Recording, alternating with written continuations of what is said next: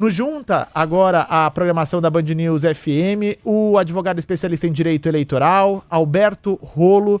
Muito obrigado, viu, doutor Alberto, por conversar conosco. Seja bem-vindo à nossa programação. Bom dia, então, você e com os amigos da Band News FM.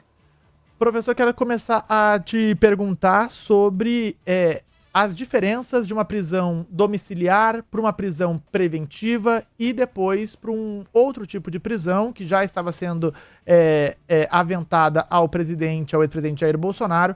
Ele que foi condenado a 27 anos de prisão, tinha ali alguns recursos a serem cumpridos, mas essa etapa de recursos estava chegando ao fim e se esperava a decretação de uma prisão até em definitivo no sistema prisional por conta deste processo. Quais as diferenças justamente e o que a gente está vendo hoje acontecer em Brasília com essa prisão preventiva? Nesse momento é importante a gente relembrar isso. Em alguns dias, uma semana, 2 semanas, é esperado o cumprimento definitivo da pena, né? Ainda que existam outras possibilidades de recurso, em algum momento o ministro relator, Alexandre de Moraes, vai decretar o trânsito em julgado daquela condenação e aí começa o cumprimento da pena. E aí a gente vai falar de que forma a pena vai ser cumprida, se vai ser em regime domiciliar, como vai ser. Agora, hoje, a notícia que se tem, e eu vi que você já está com a cópia, né? Já leu aí alguns trechos da decisão do ministro Alexandre de Moraes. Nós estamos falando em prisão preventiva. E o que diz a lei? A prisão preventiva tem previsão expressa na lei quando acontecem algumas circunstâncias. E você pontuou, e o ministro Alexandre de Moraes usou para fundamentar, pelo menos 2 dessas circunstâncias, que é risco à ordem pública, com algum tipo de aglomeração, algum tipo de dificuldade na fiscalização e na vigilância, né, do local onde, ou da residência, né, onde o Jair Bolsonaro está cumprindo a pena domiciliar. Então, essa é uma circunstância, risco à ordem pública, e a segunda circunstância é tentativa de fuga para não cumprir a decisão judicial, né? Ele está condenado, 27 anos, 3 meses, então, se houver a fuga, é para não cumprir a ordem judicial. Então, essa é uma segunda circunstância. Então, a prisão preventiva está fundamentada pelo menos nessas 2 circunstâncias. E me chamou a atenção, porque eu vi a exibição aí da imagem, né, do trecho da decisão, eu não li toda a decisão, não deu tempo, né?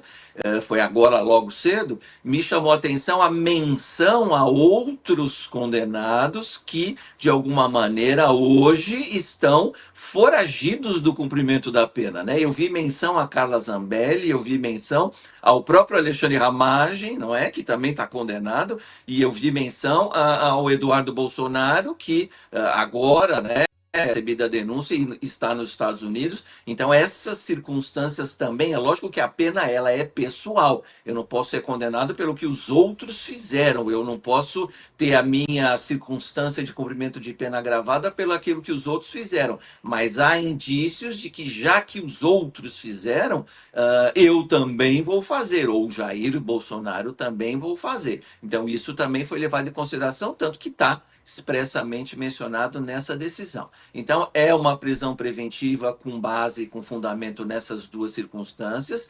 Já foi decidida a realização da audiência de custódia amanhã, e você lembrou agora também, a partir de segunda-feira... É hoje, perdão, professor. A audiência... A audiência de custódia hoje, hoje então. ao meio-dia. Hoje ao meio-dia. Então, mas na segunda-feira, a partir de segunda-feira, a reunião, né, a sessão da primeira turma para referendar ou não essa prisão. E então a gente vai seguir os passos da lei, os passos que o ministro Alexandre de Moraes, inclusive, determinou acompanhamento médico, porque parece que houve aí algum problema nesses últimos dias, uma piora no estado de saúde. Então, todos esses cuidados estão sendo tomados. E aí você pergunta, qual é a diferença para o regime de prisão domiciliar? Pelas circunstâncias, inclusive, de idade, de saúde, Naquele momento, o ministro Alexandre de Moraes entendeu que seria o suficiente ele estar em regime domiciliar. Agora a situação piorou. Houve, então, circunstâncias, indícios da própria Polícia Federal de que esse sistema já não seria suficiente a partir de ontem, a partir de hoje. Então, aí o recolhimento em prisão preventiva. Aí vamos ver se ele vai permanecer lá na Polícia Federal, né, em alguma sala separada, ou se ele vai para Papuda ou Papudinha, vamos ver, mas sempre prisão preventiva. Ainda não é o cumprimento definitivo da pena, porque não tem um trânsito em julgado ainda, mas isso vai acontecer nos próximos dias. Professor, até queria conversar contigo sobre a audiência de custódia, porque a gente fala bastante sobre essas audiências e às vezes sai uma decisão de que a pessoa é solta numa audiência de custódia, após uma audiência, é decretada ali alguma medida cautelar. Não deve ser muito esse caso. O caso de hoje deve ser mais para referendar se todo o rito processual e se a dignidade da pessoa foi assegurada durante a execução do mandado. É muito difícil que a gente tenha, depois de uma audiência, dessa audiência de custódia, a liberação do ex-presidente. Ou o senhor avalia de uma outra forma? Não, eu acho que você tem razão no seu raciocínio. Outra coisa importante lembrar, a audiência de custódia é uma lei relativamente nova, então a gente ainda não está tão acostumado, mas é uma exigência, mais uma exigência legal para garantia daquele que foi preso, para saber que as circunstâncias da prisão foram corretas. Você mencionou, inclusive, a vedação do uso de algemas, né? No caso do Jair Bolsonaro, que não houvesse uma exposição para mídia indevida. Então, todas essas circunstâncias, que ele não fosse maltratado, que ele não fosse submetido a nenhum tipo de tratamento constrangedor ou tratamento de força que não fosse necessária, força estritamente necessária, né? Então, tudo isso é examinado nas circunstâncias, nessa audiência de custódia. Outra coisa, se é réu primário, se preenche os requisitos para responder o processo em liberdade, mas no caso dele, isso já está superado por essa ordem hoje de prisão preventiva. Então, eu não acredito que ele vá ser liberado nessa audiência de custódia, é só uma formalidade, é uma exigência da lei que tem que ser cumprida. Até a título de informação, chega agora de Brasília, Jair Bolsonaro ficará em uma sala especial na Superintendência da Polícia Federal, nesse período em que estiver preso preventivamente. Falávamos aqui sobre esse processo em que Jair Bolsonaro foi condenado a 27 anos de prisão, esse processo referendado já aí, né, pela primeira turma do Supremo Tribunal Federal. Os primeiros embargos foram rejeitados, há outros recursos que podem ser impetrados ali entre amanhã e segunda-feira, e depois destes recursos poderíamos entrar no que se chama de trânsito em julgado da decisão. A partir do trânsito em julgado, muda o tipo de prisão, e aí Bolsonaro poderia ser levado para o sistema penitenciário mesmo do Distrito Federal, professora? Sim, então é importante também a gente falar disso.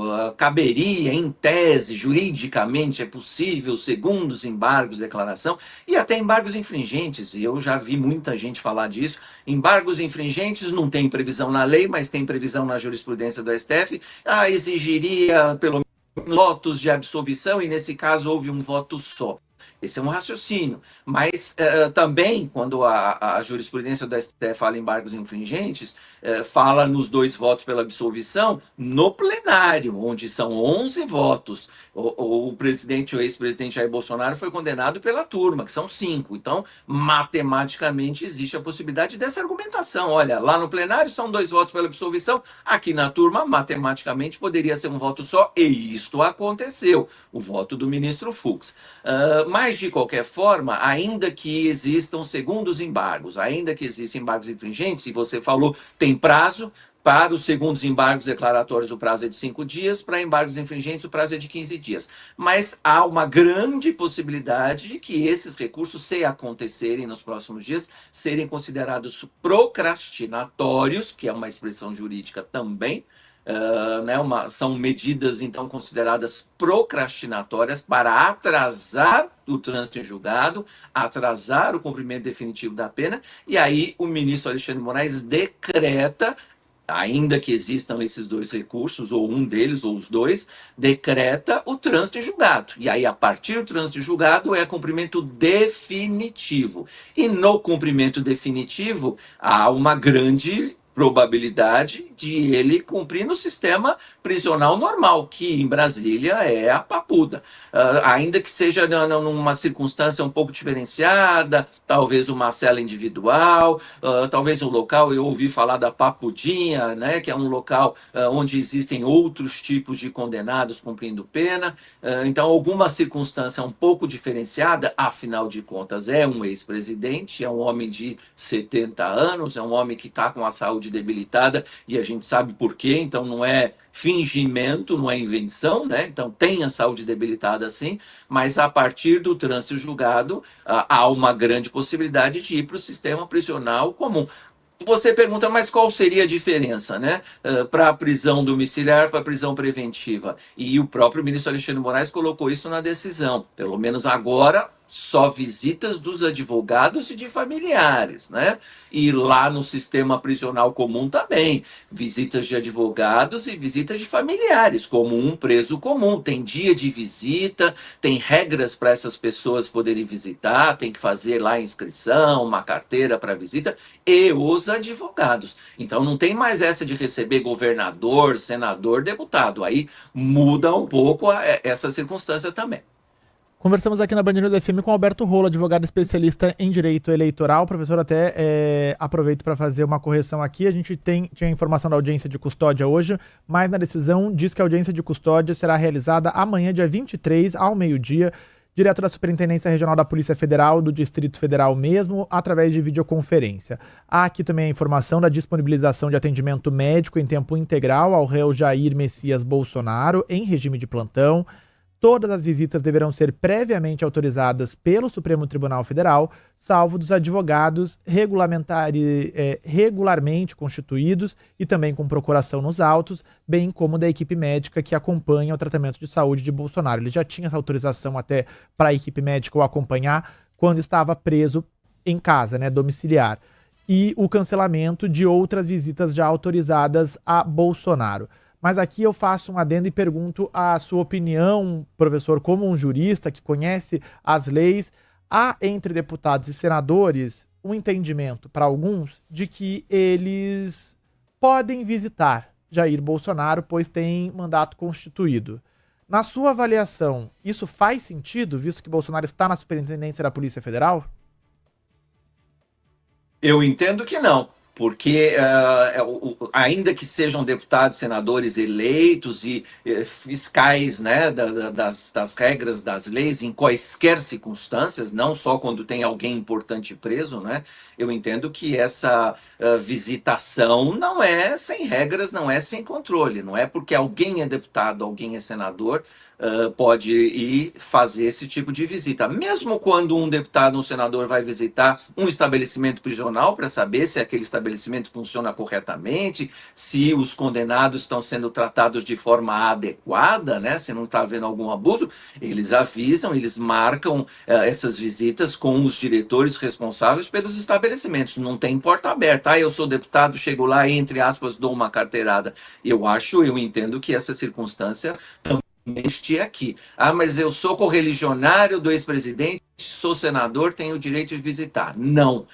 Visita agora, nesse momento de prisão preventiva, são só aquelas autorizadas expressamente pelo ministro, e ele, inclusive, cancelou quaisquer visitas que tivessem sido, né, já previamente autorizadas. Então, a equipe médica, e você leu agora a equipe médica em regime de plantão, 24 horas, para ele não ter nenhum tipo de piora, né, no estado de saúde, e dos advogados. E outra coisa que chama a atenção, dos advogados com procuração nos autos, também não é qualquer advogado.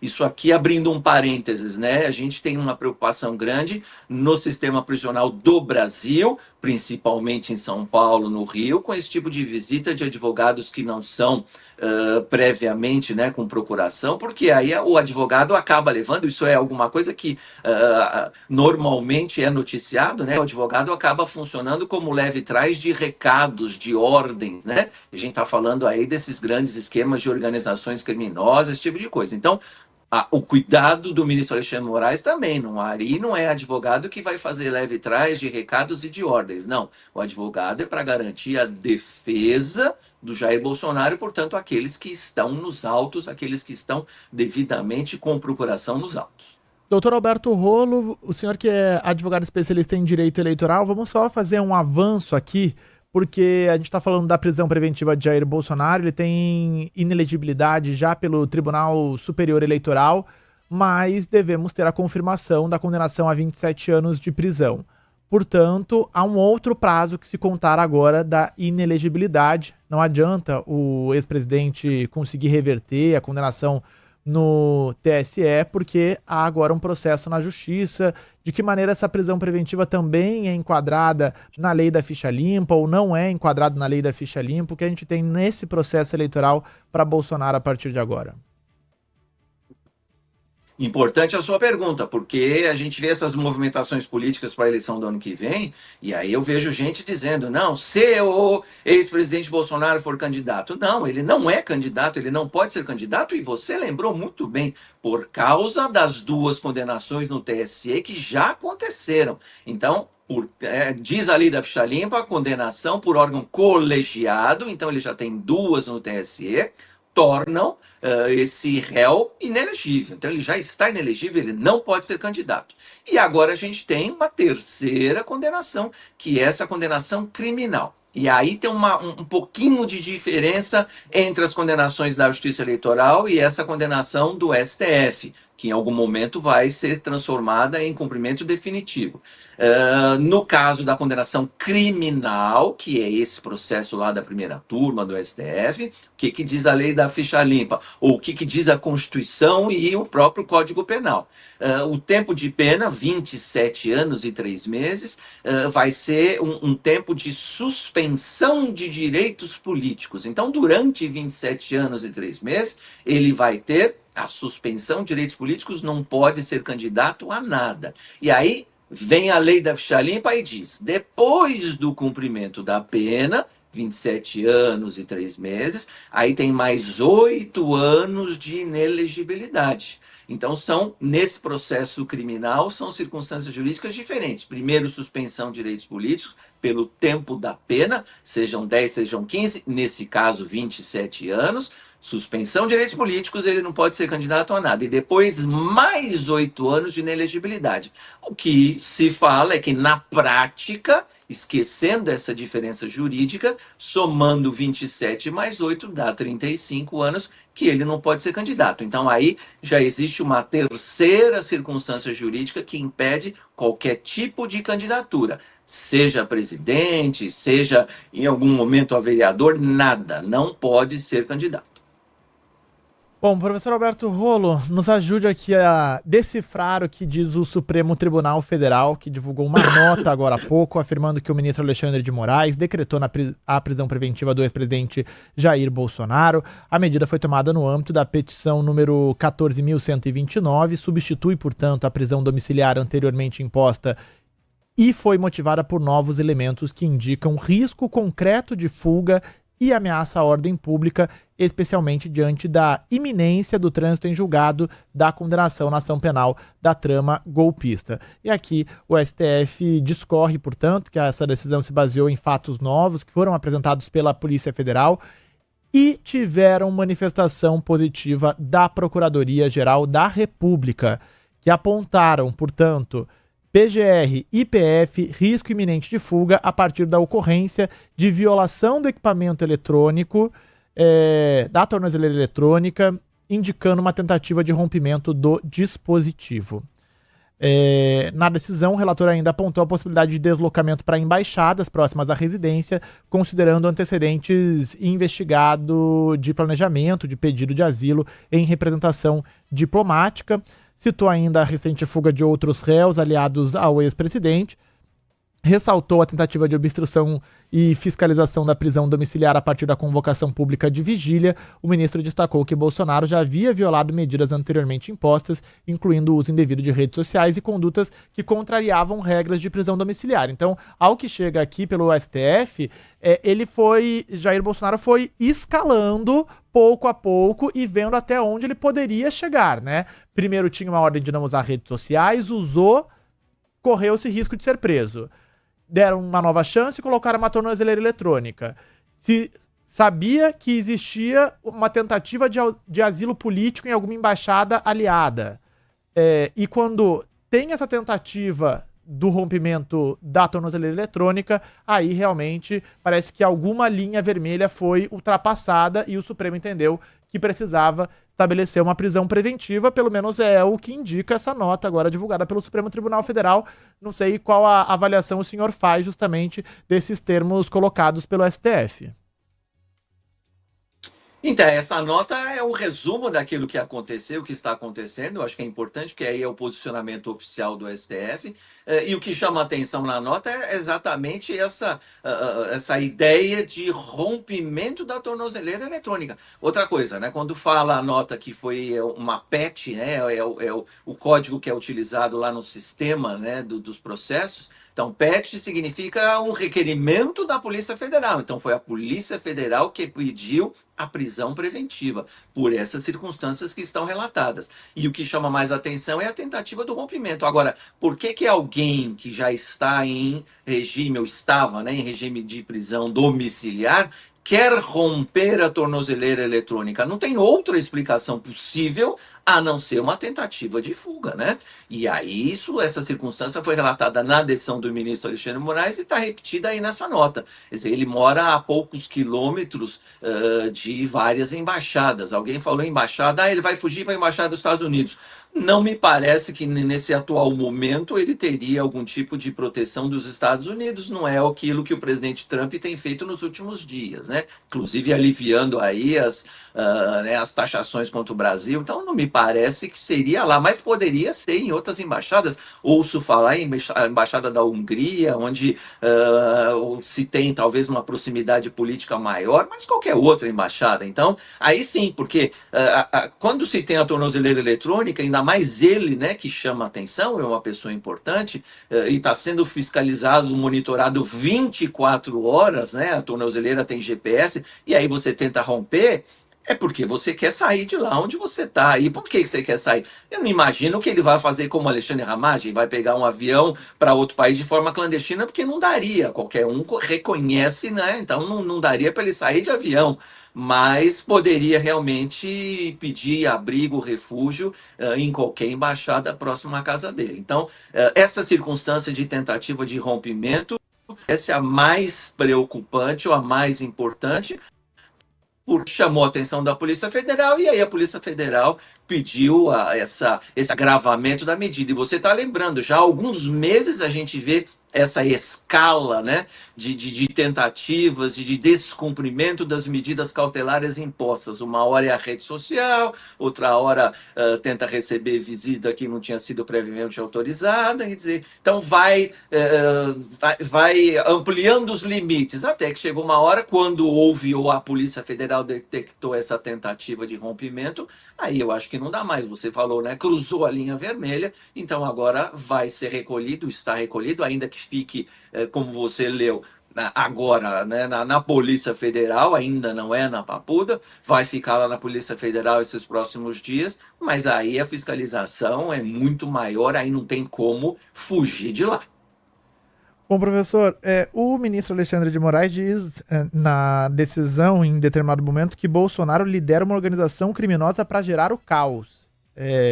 Lembremos que tivemos aí, né, o agravamento de penas para organizações criminosas. Um projeto que passou na Câmara dos Deputados ainda depende de votação no Senado. Mas leis atuais que estejam sendo votadas agora não retroagem, né? Portanto, não seriam usadas contra o ex-presidente, no caso, visto que ele é apontado como líder de uma organização criminosa. Exatamente, ele foi condenado, já está condenado e é o líder de organização criminosa. Isso foi o que a justiça decidiu. E aí vamos lá, o que diz a Constituição? A lei penal nova só retroage se beneficiar o réu. Então, se houver algum tipo, e esse projeto que está sendo, né, não está com aprovação definitiva, esse projeto está sendo discutido, tem lá um monte, vários agravamentos de pena, mas aí não muda, a condenação já aconteceu, como não é para beneficiar o réu, essa nova lei, quando for aprovada, não vai retroagir nem para o Jair Bolsonaro e nem para os outros réus. Alberto Rolo, advogado especialista em direito eleitoral, que nos ajudou e auxiliou muito nessa cobertura da prisão preventiva do ex-presidente Jair Bolsonaro. Muito obrigado pelo seu tempo e disposição aqui com a Band News FM. Até uma próxima, professor. Eu que agradeço, é sempre um prazer falar com os amigos da Band News FM. Um bom fim de semana, vamos ver, se precisar eu estou à disposição. Obrigado, um fim de semana aí pra lá de movimentado nesse plantão aqui na Band News FM.